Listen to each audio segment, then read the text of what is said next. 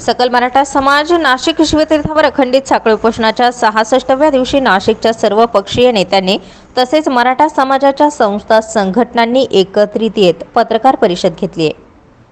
यावेळी मराठाध्वजी छगन भुजबळ यांचा निषेध व्यक्त करण्यात आलाय।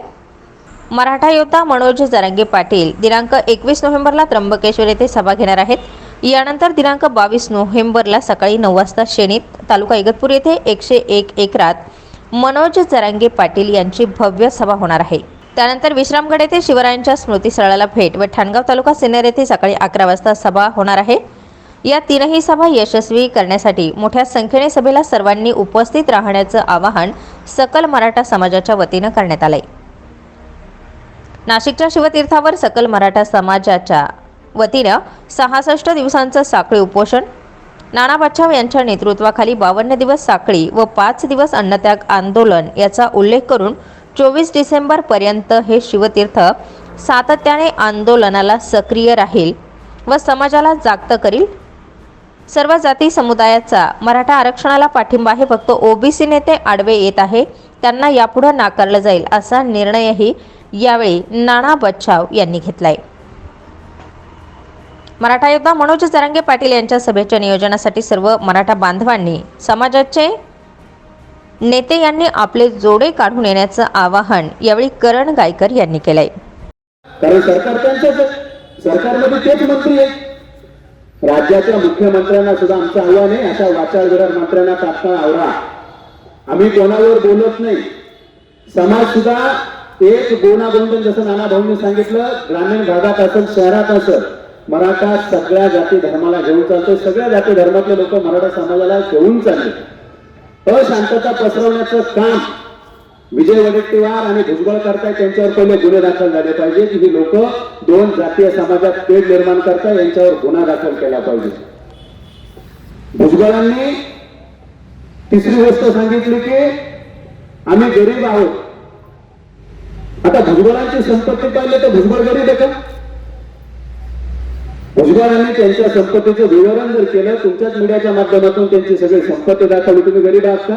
अरे आमच्या गरीब मराठ्यांचा लढा मराठा योद्धा जरांगे पाटील लढताय, ते गरीब आहे। एक गरीब मराठ्यांचा लढा नेतृत्व करणाऱ्या माणसाच्या विरोधात हे ओबीसीचे सगळे दिग्गज नेते त्या मैदानात उतरून नेमकं साध्य काय करतात? शासन ठरवेल ना, सरकार ठरवेल ना कोणाला द्यायचं कोणाला नाही द्यायचं। बरं, तुम्ही इतर वेळी का बोलत नाही? आज मनोज जरांगे पाटील ज्या पद्धतीनं 50% आत मराठा समाजाला कुंडी सर्टिफिकेट सरसकट मिळाली पाहिजे, 50% आत आम्हाला आमच्या जातीय संख्येच्या नुसार सकाळी 9 वाजता एक सभा आहे। त्याच्यानंतर विश्रामगडाला दर्शन घेऊन खानगावला 11 वाजता एक सभेचं आयोजन केलेलं आहे। तरी ही आजची प्रेस खऱ्या अर्थाने नाशिक जिल्ह्यातल्या सगळ्या मराठा बांधवांना आवाहन करण्यासाठी आहे। जरांगे पाटलांच्या ज्या महाराष्ट्रातल्या ज्या सभा होत आहे आणि त्याला जो प्रतिसाद मिळतोय प्रचंड, तर त्याच प्रकारे नाशिक जिल्ह्यातल्या मराठा समाजातील सगळ्या घटकांनी प्रचंड बहुसंख्येने या सभांना उपस्थित राहायचे। याच्यासाठी खऱ्या अर्थाने आज आपल्या मराठा समाजातले सगळे नेते मंडळी आणि सर्व पक्षीय नेत्यांना आवाहन करण्यात येते की आपण आपापल्या परीने आपल्या सगळ्या राजकीय पक्षाचे जोडे बाजूला ठेवून खऱ्या अर्थाने मराठा समाजाच्या आरक्षणासाठी आजच वेळ आहे ठाम भूमिका घेण्याची। कारण छगन भुजबळ सारख्या नेत्यांनी जी भूमिका मांडलेली, आजच्या सभेतून त्यांनी जे विखारी भाषण केलेलं आहे आणि मराठा समाजाच्या मनोज जरांगे पाटलासारख्या सामान्य नेत्याला जे आव्हान देण्याचं काम ते करताय, खऱ्या अर्थाने ह्या विरोधाला हा कुठल्याही समाजाचा विरोध नसून या ठराविक ओबीसी नेत्यांनी मराठा समाजाला उघड चॅलेंज देण्याचं काम केलेलं आहे। आणि ओबीसी समाज आणि मराठा समाजाच्या कुठल्याही गावागाड्यात भांडण नाही, सगळे आनंदाने सगळ्या गावागावात मानतात। परंतु काही मूठभर नेते याचं भांडवल करून आम्हीच कसे ओबीसीचे पाठीराखे आहोत हे सांगण्याच्या नादामध्ये सामान्य मराठ्यांच्या आरक्षणाला विरोध करण्याचं काम सातत्याने करत आहे। त्यामुळे नाशिक जिल्ह्यातील सुद्धा मराठा समाजाने एकवटून आणि उर्वरित सर्व ज्या ज्या समाजांनी मराठा समाजाला पाठिंबा दिलाय त्या सगळ्यांना आवाहन करण्यासाठी खऱ्या अर्थाने आजच्या प्रेसचं आयोजन करण्यात आले. आज अंबडची ओबीसी सभा मराठ्यांना टार्गेटसाठी मराठ्यांना केवळ दुखविणारी विधानं भुजबळ संविधानिक पदाचा गैरवापर केला, राजीनामा द्यावा, वडेट्टीवार यांनी राजीनामा द्यावा, गरजवंत मराठा जरांगे पाटील यांच्या पाठीशी. त्यानंतर विजय करंजकर यांनी भुजबळ समाजात दुही पसरवत असल्याचीही माहिती दिली. गेल्या 66 दिवसापासून या ठिकाणी साखळी उपोषण चालू आहे. मध्यंतरीचे 6 दिवस ज्ञानेश्वरांनी यांच्या आमरण उपोषण केलं, परंतु सर्व समाज माध्यमांच्या सर्वांच्या आग्रहाखातर त्यांना ते सोडावं लागलं. आज मराठा समाजाच्या उत्कर्षासाठी एक सर्वसामान्य शेतकरी एक सर्वसामान्य कुटुंबातला एक मनोज जरांगे पाटील सारखा घटक ज्यावेळेला एक लढा उभारतो त्यावेळेला अनेकांच्या म्हणजे राजकारण्यांनाच म्हणावं लागेल त्यांना विरोध करतात. मला असं वाटतं की या मराठा समाजाने सर्व समाजांना एकत्र करून सर्व समाजांचं जडणघडण केले आणि सर्वच समाज मग माळी शाळी कोळी भिल्ली चांभार कुंभार सगळ्याच जाती सगळ्या 18 पगड जातींनी सर्वसामान्य मराठा समाजाच्या कायम खंबीरपणे पाठीशी उभे राहिले आणि मराठा समाज सुद्धा या सर्व समाज घटकांच्या पाठीशी उभा राहिला आणि म्हणूनच हा महाराष्ट्र हा देशाचं नेतृत्व करणारं महाराष्ट्र राज्य हे उभं राहिले. हे छत्रपती शिवाजी महाराजांच्या इतिहासापासून खरं जर पाहिलं तर कुणबी सुनील भवानी तुम्हाला सांगावं लागेल. ह्याच नाशिक जिल्ह्यामध्ये भाऊ आपल्याला मी पण नगराध्यक्ष झालो होतो आणि माझी म्हणजे महाराष्ट्र शासन वर्सेस विजय करंजकर आणि सेंट्रल गव्हर्नमेंट वर्सेस विजय करंजकर 5 लोक लावून हेच भुजबळकडे पालकमंत्री होते. त्यावेळेला माझा तो दाखला तर हायकोर्ट आणि सुप्रीम कोर्टामध्ये गाजला. आणि कुणबी काय असतं म्हणजे महाराजा हैदराबाद वर्सेस महाराजा कोल्हापूर ही ज्या वेळेला एक म्हणजे 1833 साली दावा चालला होता तेव्हापासूनची एक कुणबी आणि कुणबी नंतर या 18 पगड जाती तयार झाल्या. म्हणजे खऱ्यावरती कुणबी म्हणजे घरात कुणबा असतो, त्यात धान्य साठवतो, तो राबणारा शेतकरी कुणबी असतो. जरांगे पाटील यांना सक्रिय पाठिंबा. आता सर्वांनी एकत्र या. मविप्रचे सरचिटणीस ॲडव्होकेट नितीन ठाकरे यांनी आरक्षण नसल्याने मराठा समाजाची मुलं मुली वैफल्यग्रस्त झालेत, त्यांना आरक्षण आवश्यक असल्याचंही सांगितलंय. समाजाचं जे काही म्हणणं आहे त्याचं प्रतिनिधित्व त्याच्या प्रतिध्वनी हा या मोर्चांच्या माध्यमातून सरकारपर्यंत पोहोचला होता. परंतु वेळ काढूपणा करायचा आणि आंदोलन हे संपवायची अशा प्रकारची नीती सरकारची नेहमीच असते. त्या पद्धतीने ते मूक मोर्चांचं काही पुढे झालं नाही. त्यावेळेस सुद्धा आश्वासन दिले होते की मराठ्यांना आरक्षण दिलंच जाईल, तेव्हा सुद्धा काहीच झालं नाही. त्याच्यानंतर परत एकदा आता या दुष्काळाच्या पार्श्वभूमीवरती मराठा समाजातले जे काही तरुण आहे विशेषतः तरुणी हे अत्यंत वैफल्यग्रस्त झालेले आहेत आणि सरकारने जे आश्वासन दिले ते कधी पूर्ण करणार, त्याला काहीतरी टाइम लिमिट ठरवून दिलं पाहिजे. या भावनेनं हे आंदोलन सुरू झालं. या आंदोलनाला सुदैवानं कुठलाही नेता नाही, एक सर्वसामान्य जरांगे पाटलासारखा एक कार्यकर्ता पुढे आला आणि सर्व समाजातले लोक हे त्याच्या मागे उभे राहिलेले आहेत. कुठल्याही पक्षाचा एखादा नेता जर या आंदोलनामध्ये आला असता तर त्याला एवढा प्रतिसाद मिळाला नसता. पण खऱ्या अर्थाने तळागाळातला हा सर्वसामान्य कार्यकर्ता जेव्हा पुढे उभा राहिला तेव्हा महाराष्ट्रातल्या तमाम समाज बांधवांनी त्याच्यावरती विश्वास ठेवला आणि ते जे काही सांगतात त्याप्रमाणे पुढची दिशा आंदोलनाची आता करत चालली आहे. त्यांनी आपलं प्राण सुद्धा पणाला या ठिकाणी लावलेलं आहे. बऱ्याच वेळा त्यांची तब्येत अतिशय हलवली होती. मध्यंतरी सगळ्यांनी विनंती केल्यानंतर त्यांनी ते उपोषण काही काळाकरता सोडलेलं आहे. परंतु असं 2-3 वेळा झालं उपोषण सोडलं, मुदत घेतात, परत उपोषण, परत मुदत घेतात. मला वाटतं आता ही 2 महिन्याची जी मुदत त्यांनी दिलेली आहे ती शेवटचीच मुदत असावी. त्याच्या आत या ठिकाणी ही आंदोलनाची जी काही दर आहे ती कमी होऊ नये याकरता सर्वत्र जे काही मेळावे होत आहेत त्याला अतिशय उत्स्फूर्तपणे प्रतिसाद मिळतोय आणि याच्यामध्ये सर्वसामान्य मराठा समाजातल्या लोकांचं जे काही म्हणणं आहे ते या ठिकाणी सर्व महाराष्ट्रामध्ये आणि महाराष्ट्रातल्या बाहेर सुद्धा सगळ्यांना दिसलेलं आहे. त्यामुळं या 22 तारखेला आपल्या जिल्ह्यातल्या सर्व तमाम समाज बंधू भगिनींनी या शनीच्या मेळाव्याला हजेरी लावणं मला वाटतं गरजेचं आहे.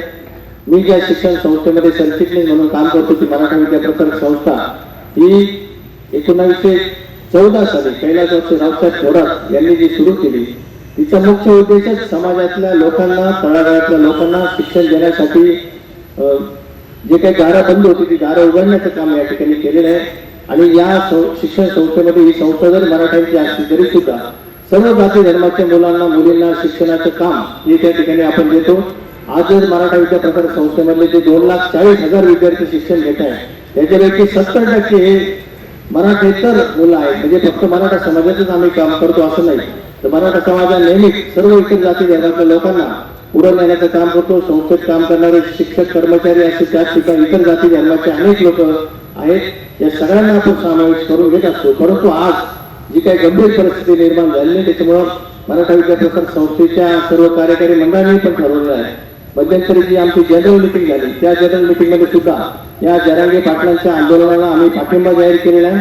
त्याचबरोबर आता मध्यंतरी 1 महिन्यापूर्वी सुद्धा जी कार्यकारिणीची मिटिंग झाली तिच्यात सुद्धा या आंदोलनाला आम्ही सक्रिय पाठिंबा जाहीर केलेला आहे.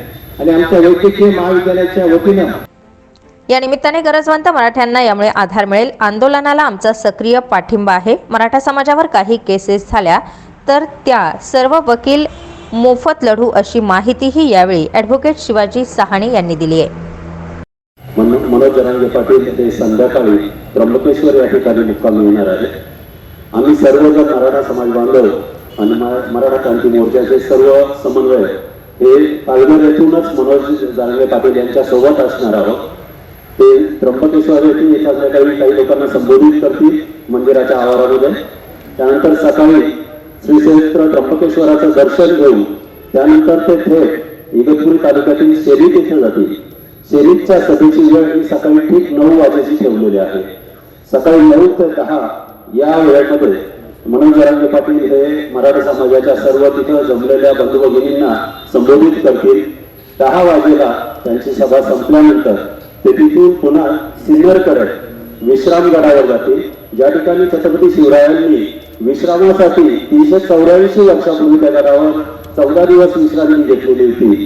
त्या विश्रामगडावर जाऊन त्या ठिकाणी पुन्हा त्या ठिकाणी उपस्थित असलेल्या जनसमुदायाला ते संबोधित करतील. त्या ठिकाणी सुद्धा अंदाजे आम्हाला अशी आशा आहे की किमान 15 ते 20 हजार गडाला भेट देऊन खानगावमध्ये सभा होणार आहे. त्या ठिकाणी 15 ते 20 हजार समाज बांधवांचा समुदाय त्या ठिकाणी जमेल असं आम्हाला वाटतं.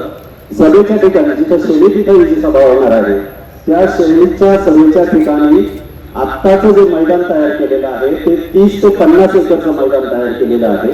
त्याच्या आजूबाजूची किमान 50 एकर शेती तिथल्या शेतकऱ्यांनी मोकळी असले ती मोकळी जमीन पुन्हा सभेसाठी देऊ केलेली आहे. त्या ठिकाणी सभेसाठी येणाऱ्या सर्व वाहनांची व्यवस्था, पार्किंगची व्यवस्था करण्यासाठी 100 एकर रान हे सपाट करून त्या ठिकाणी पार्किंगची व्यवस्था केलेली आहे. 3 तालुके सिन्नर, नाशिक आणि इगतपुरी या तिन्ही तालुक्यांमधून 3 रस्ते त्या ठिकाणी शेरी तिथं जिथे येतात त्या तिन्ही ठिकाणावर वाहनतळ उभारलेले आहेत. आणि त्या वाहनतळावरच येणाऱ्या सर्व समाज बांधवांच्या चहाची व नाश्त्याची व्यवस्था समाज बांधवांच्या माध्यमातून करण्यात आलेली आहे. आणि सगळ्यात महत्वाचं म्हणजे मनोज जरांगे पाटील यांनी ज्याप्रमाणे सांगितलेलं आहे त्याप्रमाणे या सभेसाठी सुद्धा म्हणजे त्र्यंबकचा होणारा त्यांचा दौरा, त्यानंतर नाशिक जिल्ह्यामध्ये त्यांचा जो दौरा आहे त्या सर्व दौऱ्याचा खर्च हा समाज बांधवांनी स्वतः उचललेला आहे. त्यासाठी कुणाकडनंही एकही रुपया मदत घेतलेली नाही आणि कुणी व्यावसायिकाने किंवा अधिकाऱ्यांनी त्यासाठी मदत करू नये. आणि अशी जर तुम्ही मदत मागत असेल तर त्याची तात्काळ या ठिकाणी बसलेल्या कुणाकडेही तक्रार केली तरी चालणार आहे. परंतु या सभेसाठी होणारा सर्व खर्च हा अभिमानाने आम्ही सर्वजण सांगतो की सर्व समाज बांधवांनी व 3 तालुक्यातल्या सर्व समाज बांधवांनी शेतकऱ्यांनी केलेला आहे. याप्रमाणे मनोज जरांगे पाटील यांचं सभेचं नियोजन आहे. धन्यवाद. 21 नोव्हेंबरला पालघर येथून मनोज जरांगे पाटील त्र्यंबकेश्वर येथे येणार आहेत. तिथे ते संबोधित करतील. त्यानंतर 9 वाजता शनीत या गावी सभा घेऊन सिन्नर विश्रामगड येथे दर्शन व सकाळी ठाणगाव येथे मार्गदर्शन होणार आहे. यासाठी समाज बांधवांच्या वतीनं स्वतः वाहनतळ, चहा नाश्त्याचं नियोजन केलं जाईल अशी माहिती विलास पांगरकर यांनी दिली आहे. एवढीच तयारी सरकारने ठेवायची. बघा एवढ्यात कसा जाग आणून दाखवली मराठा समाज तिथं आणि मराठवाडा आहे. खूप दिवसापूर्वी मनोज भाऊनी अशी आमच्या पुढे अशी व्यथा मांडली होती, या सरकारला जर जाग आणायची असेल तर आपणही गरीब दुबळे मराठे या मंत्र्यांच्या पुढे बसवायचे आणि यांचा सकाळी अंगण आपण जसं खेड्यावर साफ करतो तसं यांचं अंगण यांना सकाळी साफ करायला लावायचं. म्हणजे समजून घ्या, कालच ते टीव्हीवर बोलले तर कमीत कमी 2 ते 2.5 कोटी लोक मुंबईमध्ये येतील आणि खरोखर मुंबईला स्वच्छ करायची, मंत्र्यांना स्वच्छ करायची वेळ येईल आणि नगरपालिकेमध्ये जे लोक महाराष्ट्रातले काम करतात त्या दिवशी ते सुद्धा सुट्टीवर जातील याची दक्षता सरकारने घ्यायची आहे. असं आयोजन सुद्धा मनोज भाऊचे नगरपालिकेचे काही लोकांनी येऊन सांगितलंय. म्हणून आता मराठा समाजाचा अंत पाहू नये. राहिला प्रश्न भुजबळ साहेबांचा. भुजबळ साहेब सरकारला ब्लॅकमेल करतात आणि त्यांच्या नादी आपण मराठा समाजाच्या लोकांनी लागू नये. ते आता मुद्दा म्हणून कुठेतरी सभा घेत आहेत. आताच आम्हाला समजलं वाडीवाऱ्याच्या बाजूला कुठेतरी उद्या त्यांची सभा आहे आणि काही लोकांनी त्यांच्याच ओबीसी लोकांनी सांगितलं तर ती सभा आम्ही होऊ देणार नाही. म्हणजे ते मराठी होऊ देणार नाही समाजाची याची दखल पत्रकारांनी पण घ्यावं. आज तिथं पाठिंबा दिलाय लोकांनी येऊ ओबीसी लोकांनी का आम्ही ती सभा होऊ देणार नाही असं ओबीसी समाजाचे लोक सांगतात. आम्ही सांगत नाही. त्यांनी पत्र येऊन दिलं. आम्ही त्याच्या सगळ्या समाज बांधवांना सांगितलेलं आहे सभा घ्यायचा अधिकार सगळ्यांना आहे आणि ती घेतली पाहिजे आणि तिला गालबोट आपण समाजाने लावायचं नाही. भुजबळ साहेबांना जितकी ताकद लावायची तितकी लावू द्या. ती स्वार्थासाठी ताकद लावतात, सरकारला ब्लॅकमेल करतात. हे उघड आपण लक्षात आणून दिलं पाहिजे. तर मी एवढ्या जणांना एकच विनंती करेल का आपण उद्याकडं जिथं सभेचे ठिकाण आहे. मनोज जरांगे पाटील हे अभ्यासू व सामान्य मराठ्यांचा आवाज आहेत. राज्य सरकारला 2दा वेळ दिली. जिल्ह्यातील सर्व आमदार नगरसेवक यांनी मनोज जरांगे पाटील यांचे हात बळकट करा अशी माहितीही यावेळी उपस्थितांनी दिली आहे. त्या सभेचं नियोजन एकदम चांगल्या पद्धतीने करण्याचं आम्ही लोकांनी ठरवलं. तसं जरांगे पाटलांना भेटायला सुद्धा आंतरवलीला आम्ही जाऊन आलो. तर असा कोण माणूस आहे का ज्यांनी वर्ल्ड रेकॉर्ड केलं. त्यांच्या सभेला 4 कोटीच्या आसपास लोक आली होती आणि गुगलला विचारलं आपण तर सगळ्यात जगामध्ये सगळ्यात मोठी सभा कमिटीचं जरांगे पाटलाचं नाव होतं. हे जे 4-5 नंबर जरांगे पाटलाचं जे एवढं मोठं नाव झालेलं आहे त्या नावाच्या भीतीपोटी का होईना माझ्या मताने इतर आता छोटे मोठे नेते सभा म्हणतात जरांगे पाटलाला घाबरूनच घेतात. आणि मला असं वाटतं की जो माणूस राजकारणामध्ये असतो तो असं जातीवादाचं कधी बोलत नाही. हे का बोलतायत मला कळत नाही. त्यांना भविष्यामध्ये निवडणुका लढायच्या आहे नाही लढायच्या आहे माहित नाही. कारण राजकारणातला माणूस असं कधीच बोलत नाही हे अमुक ते तमुक ही जात अमुक आहे. आणि वास्तविक पाहायला गेलं तर ओबीसी समाजाचे जेवढे लोक असतील जेवढे समाज असतील ऑलरेडी त्यांनी मराठा समाजाला पाठिंबा डिक्लेअर केलेला आहे. मग ओबीसी समाज जर आमच्या बाजूने येईल तर हे कोणासाठी वाचना करतात.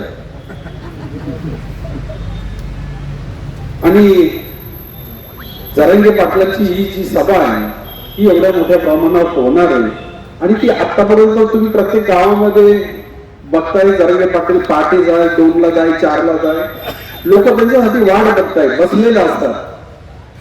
अशा जरांगे पाटलाला रोखण्यासाठी कोणीतरी या नेत्यांना तयार केलेलं आहे. या नेत्यांना कोणीतरी तयार केलं. या नेत्यांच्या पाठीमागे अजून कोणीतरी आहे दिल्लीतले लोक असतील माझ्या मताने आणि ते लोक यांना दम देतात किंवा काय देतात आणि लोक आता विरोधामध्ये भाषण करतायत. पण याचा त्रास होईल उलटा. आपण जसे गटबाजी एकमेकांमध्ये करत बसलो तर निश्चितच याचा त्रास वाढेल. त्यामुळे जरांगे पाटील एक साधा कुटुंबातला मनुष्य आहे आणि त्यांनी ज्या पद्धतीने हे आंदोलन उभं केलेलं आहे मराठा समाजाने एक साध्या माणसाच्या पाठीशी उभं राहिलं. याचं कारण असं आहे तर कोणत्या पक्षाचा नाही, पार्टीचा नाही, साध्या शेतकरी कुटुंबातला एक मुलगा आहे आणि त्यांनी हे आंदोलन उभं केलं आणि निष्पापपणे उभं केलं. त्याच्यामुळे मराठा समाज त्याच्या पाठीशी उभा राहिला आणि त्यांची जी दिशा आहे, काम करायची पद्धत आहे. आम्ही त्या दिवशी अर्धा तास त्यांच्याजवळ बसल्यावर आम्ही त्यांना थोडंसं जजमेंट पण मी घेतलं. तर तो माणूस आपल्यापर्यंत पोहोचण्याचं हे विचारपीठ आहे. आम्ही या ठिकाणी शिवव्याख्याते नितीन डांगे पाटील आणि मी अनेक गावांना, जवळपास 60-65 गावांना जाऊन त्या गावखेड्यातील लोकांना मनोज जरांगे पाटील यांच्या मराठा आंदोलनाच्या दिशा गावोगावी जाऊन समजून सांगितल्या. अनेक उपोषणाला भेटी दिल्या. याचबरोबर गाव पातळीवरला जो सर्वसामान्य मराठा आहे त्याला एक ऊर्जा देण्याचं काम आम्ही या व्यासपीठावरून सातत्यपूर्ण केलं. याच्या पुढे सुद्धा आम्ही ते करणार आहे. या उपोषण मंडपाच्या ठिकाणी मनोज जरांगे पाटील हे आपले मराठा योद्धा या ठिकाणी भेटीला आले होते, परंतु त्यांचं मार्गदर्शन सुद्धा या ठिकाणी आपल्याला झालेलं आहे. त्यामुळे इथे आमच्यामध्ये पुन्हा एकदा लढाईची उमेद आलेली. दुसरं असं की या व्यासपीठावर मराठा समाजाला पाठिंबा देण्यासाठी अनेक जाती समुदाय आले. भिल्ल समाज आला, मेहतर समाजाचे प्रतिनिधी आले, वडार समाजाचे प्रतिनिधी आले, मुस्लिम समाजाचे प्रतिनिधी आले, आदिवासी समाजाचे प्रतिनिधी आले आणि दलित चळवळी आणि पुरोगामी संघटना या अनंत आल्या. जवळपास आम्हाला 60 गावातील सरपंचांनी आपल्या गावात केलेले मराठा आरक्षणाच्या पाठिंब्याचे ठराव सुद्धा आम्हाला या ठिकाणी येऊन गेले. सरपंच परिषद सुद्धा या आंदोलनात राहिली. आम्ही या ठिकाणी मराठा समाजातील कुटुंब, मराठा समाजातील विद्यार्थी, मराठा समाजातले बेरोजगार यांना सातत्याने या व्यासपीठावर आवाहन करतो आणि यांना बोलवत असतो. हे व्यासपीठ सातत्याने विचारपीठ म्हणून आम्ही केलं. या शिवतीर्थाच्या पवित्र जागेमध्ये मराठा समाजाची सामुदायिक बैठक झाली. त्या बैठकीत अनेक महत्वाचे निर्णय झाले.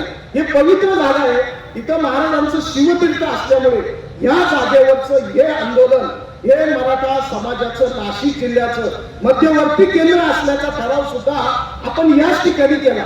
दुसरं असं की मराठा समाजाने काळी दिवाळी साजरा करण्याचा निर्णय घेतला, कारण आपल्याला जोपर्यंत आरक्षण मिळणार नाही तोपर्यंत आपण हा लढा निरंतर ठेवायचा आहे. हे सगळे निर्णय या व्यासपीठावर सातत्याने झाले. सकल मराठा समाजाच्या या बैठकीतून असं ठरलं की नाशिक जिल्ह्यात जेवढे उपोषण होतील, सभा होतील, वेगवेगळे कार्यक्रम होतील, त्या सगळ्यांना दिशा देण्याचं काम या विचारपीठावरून सातत्याने होणार आहे. त्यासाठी हे नाशिक जिल्ह्याचं मध्यवर्ती असं विचारपीठ आहे आणि या विचारपीठावरून मराठा समाजाचा आरक्षणाचा विचार सर्वदूर जाण्यासाठी हे अखंडित आंदोलन आम्ही गेल्या 66 दिवसापासून सुरू केले. या ठिकाणी नाना बच्चाव बसलेले आपलं घरदार सणवार सोडून 52 दिवस अखंडितपणे साखळी उपोषणात नानाने या ठिकाणी उपोषण केलं. त्यानंतर 6 दिवस अन्नत्याग करून नाना या ठिकाणी उपोषण स्थळी बसला होता आणि हे उपोषण सुटल्यानंतर या ठिकाणी अनेक मराठा बांधव सातत्याने रोज एक दिवसासाठी माझं कुटुंब, दुसऱ्या दिवसासाठी दुसरं कुटुंब, वेगवेगळी मंडळं, वेगवेगळे कार्यकर्ते, वेगवेगळे मराठा समाज. यावेळी सर्वांचेच आभार सकल मराठा समाजाचे प्रचारक नितीन डांगे पाटील यांनी मानले. आणि मराठा आरक्षण घेऊन आज सर्वपक्षीय नेते आपल्या पक्षाचे जोडे बाहेर काढून या गोरगरीब मराठ्याला आरक्षण मिळावं म्हणून इथे जमले आणि आपण सगळे पत्रकार बांधव इथे उपस्थित राहिलात त्याबद्दल मी सकल मराठा समाजाच्या वतीने आपले आभार मानतो. महंत चक्रपाणी बाबा, सकल मराठा समाजाचे मार्गदर्शक चंद्रकांत बनकर, नाना बच्चाव, प्रवक्ता राम खुर्दळ, नितीन रोटे पाटील, हिरामण वाघ, शरद अण्णा लभडे, विजय करंजकर, ॲडव्होकेट नितीन ठाकरे, संदीप गुळवे, सुनील बागुल, विलास शिंदे, ॲडव्होकेट शिवाजी सहाणे, लक्ष्मण लांडगे, विलास पांगरकर, महंत संपत धोंगडे, विक्रम गायधानी, संजय फडोळ, संदीप बर्हे, प्रकाश धोंगडे, इंगळे बाबा, मोहन बर्हे, निलेश ठुबे, योगेश नाटकर, राजेंद्र शेळके, नितीन खैरनार, गणेश पाटील, सचिन पवार, अण्णा पिंपळे, पूजा धुमाळ, वत्सलाताई खैरे, स्वातीताई खैरे, जाधव, रोहिणी उखाडे, एकताताई खैरे, ममता शिंदे, ॲडव्होकेट स्वप्ना राऊत, ॲडव्होकेट शिल्पा चव्हाण, तेजस्वी उखाडे, अंकिता मोरे, मनीषा जाधव, सागर शहाणे, रवी बोचरे, सचिन पवार यासह अनेक जण या पत्रकार परिषदेवेळी उपस्थित होते. स्टार 24 फास्ट न्यूजसाठी अंकिता मोरे, नाशिक.